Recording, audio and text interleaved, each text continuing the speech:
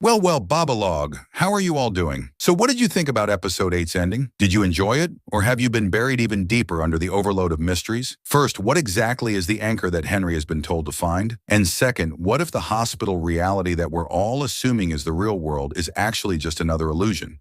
Because the more I connect Henry's storyline, the doctor's warning, and the lyrics of Joni Mitchell's Blue, the more it feels like the writers are deliberately forcing us to look in the wrong direction. And on top of that, we have the strange behavior of the man in yellow toward Tabitha at the end. No threats, no attacks. Almost as if the two of them share some kind of old connection. Today we're going to talk about Henry's anchor mystery, the fake reality theory, and the possible connection between the man in yellow and Tabitha, a connection that could completely change the future of the story. And as always, don't forget to like and subscribe. Let's start with Henry's anchor mystery. The doctor has given Henry a task: find the anchor. Only then can he escape the illusion world. This could easily become one of Season 4's most fascinating mysteries. Because if we look at Joni Mitchell's 1971 folk song Blue and compare its lyrics to Henry's storyline, the anchor doesn't feel like a simple object. It feels like an entire mechanism connecting multiple realities. The first thing we need to address is this. Up until now, we've been assuming that the hospital reality Henry is seeing is the real world. But none of the evidence actually proves that. From has shown fake realities before. Boyd experienced visions. Jade experienced hallucinations. Elgin saw the kimono woman. Tabitha has repeatedly been misled by visions. So it's entirely possible that the real world Henry is seeing is simply another trap created by a higher entity. The reason this possibility exists is because Sophia gave Henry her blood. If Sophia had never given him her blood, I would have been almost 100% convinced that everyone was in a coma and Henry was moving toward the truth. That's why it feels like Henry is trapped inside an illusion. And within that illusion, he is being shown yet another illusion. It's almost like the writers are following an Inception-style structure. Now let's talk about the anchor itself. In my opinion, there are 4 major possibilities. Theory number 1, the anchor is an emotional connection. This is the strongest theory for me. Almost every major character survives in Fromville because of an emotional bond. Victor survives through his memories of Miranda. Tabitha survives because of her family. Boyd survives because of Ellis. Sarah survives because of Nathan, even after his death. Jade survives because of Christopher and the symbol mystery. If the coma world is real, then the anchor could simply be the thing connecting Henry to his original reality. A person, a memory, an unresolved emotion. Perhaps the doctor keeps saying, find the anchor, because without it, Henry will never be able to determine which world is real. And Henry's strongest emotional connection is Victor. Now think about the dark game that the entities might be playing. What if they actually want Victor dead? If Victor is Henry's anchor, then Henry may eventually be forced to let him go, or even worse, to destroy the thing anchoring him. That would be an incredibly cruel manipulation. Theory number 2, the anchor is a physical object. Objects have repeatedly been important in From the Bracelet, Victor's lunchbox, the bottle tree, the talismans, the music box. So maybe the anchor is literally an object that exists in multiple realities. If Henry discovers something appearing in both worlds, it could prove which reality is genuine. And there is one object we already know exists in both worlds, the bottle tree. Miranda created bottle trees in Camden as well. One was near her home, another was in the park where Tabitha and Henry were heading before their accident pulled them back into Fromville. Henry knows this. If he recognizes that the bottle tree exists in both places, it could become the key to understanding the connection. And honestly, it's surprising that Tabitha herself hasn't fully focused on this clue yet. Theory number 3, the anchor is the source of the illusion. This is personally my favorite theory. The doctor said, find the anchor, but she never said the anchor would save him. What if the anchor is actually generating the illusion? Just as a ship's anchor keeps it fixed in one place, perhaps some object, consciousness, or entity is anchoring the entire reality of Fromville. If Henry destroys that anchor, maybe the entire illusion collapses. Everyone could become free. This would be very similar to destroying the source code in the Matrix. But then we return to the same question. What exactly is the anchor? Theory number 4, Henry himself is the anchor. And this is by far the most mind-blowing possibility. What if Henry isn't searching for the anchor because he is the anchor? Many stories begin with a protagonist believing they are a victim, only to discover later that reality itself revolves around them. If Henry somehow acts as the bridge between Fromville and the real world, then eliminating the anchor might literally mean eliminating Henry. Freedom would require sacrifice, and sacrifice is practically a normal part of life in Fromville.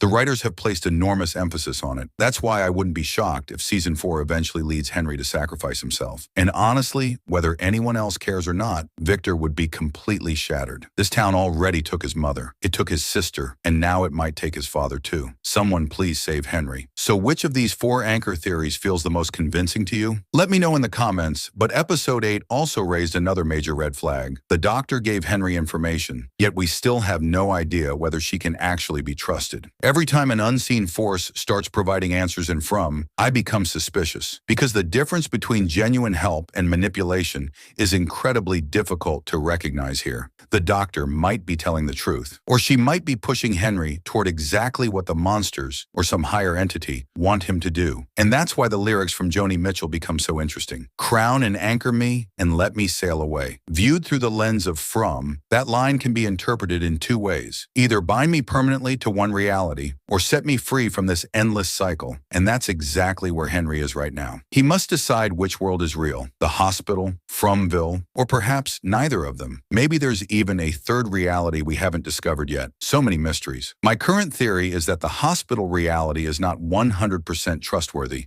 The writers of From would never reveal the real world that easily. I think Henry is still trapped inside a layered illusion, and the anchor is the central node holding that illusion together. Until the anchor is identified, we cannot confidently determine which reality is genuine. Now let's move on to Tabitha and the Man in Yellow. At the end of the episode, we saw the Man in Yellow use Thomas's voice to call Tabitha to the army camp, and then he simply talked to her. No threats, no violence, no warnings. He only told her that she and Jade had progressed further than ever before, that they wanted to recover the children's bones, that they wanted to free the children, that they wanted to break the curse. And then he practically congratulated them before walking away. Even more interestingly, he told Tabitha, "I missed you." That line feels incredibly important. Could the original version of Tabitha have had some connection to him? Could the Man in Yellow have loved her? Could it have been a one-sided love story? There was something strangely emotional in his behavior. He kissed her hand politely. He seemed genuinely happy to see her. And throughout the entire conversation, there wasn't a single direct death threat. So what is the real danger here? I've been saying for a long time that entering the tunnels may not actually be the solution. If the Man in Yellow knows they're trying to recover the children's bones, why doesn't he stop them? Why doesn't he kill Tabitha immediately? Instead, he's allowing everything to happen. Remember Jade's mushroom trip? The monsters themselves forced Jade into that grave. Nobody else did. If those bones truly threaten the monsters, why would the monsters help Jade find them? That makes no sense. Which is why this entire situation feels like a trap. Jade and Tabitha need to sit down together and ask one very important question. Can they really trust every vision and memory this town is showing them?